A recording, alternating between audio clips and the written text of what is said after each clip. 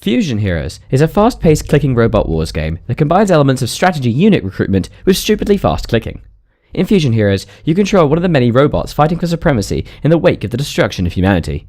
All that pathos about the death of mankind, however, is unimportant. What's really important is you need to kill as many robots as possible. The combat system of Fusion Heroes is obviously the bread and butter of the game. You face off, one at a time, against enemies that seek to obliterate you. However, combat isn't just basic click and fire. No. Your targeting reticule hovers unceasingly, recoiling every time you fire your weapon. This causes you to need to time your firing to allow your reticule to refresh. To make all this more interesting, there are a number of ways to hit your enemy for damage, or otherwise mess him up.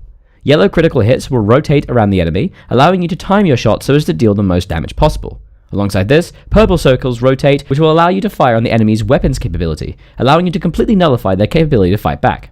To make all this more confusing, you can summon up to 3 types of units to aid you. Generally, they are a generic soldier type, a tank type, and a heavier DPS.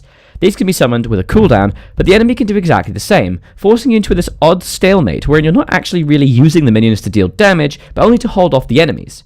Couldn't we all just get along instead? With Fusion Heroes, there exists a rather simplistic crafting system. As a reward for defeating enemy robots, you get salvage in the form of gems. Using these gems, you can roll the dice and recruit new types of minions, or upgrade components of your robots or better weaponry. You can always re-roll your choice for a small fee of gems as well, allowing you some limited ability to control what you're getting. This crafting system provides the necessary player advancement, which allows you to compete at the higher levels. Without the skills and strengths given from new equipment, you wouldn't have a lot of luck trying to fight the higher leveled missions. Different weapons also confer different skills, abilities, and even firing types. At the beginning, your basic cannon just fires where you tell it to.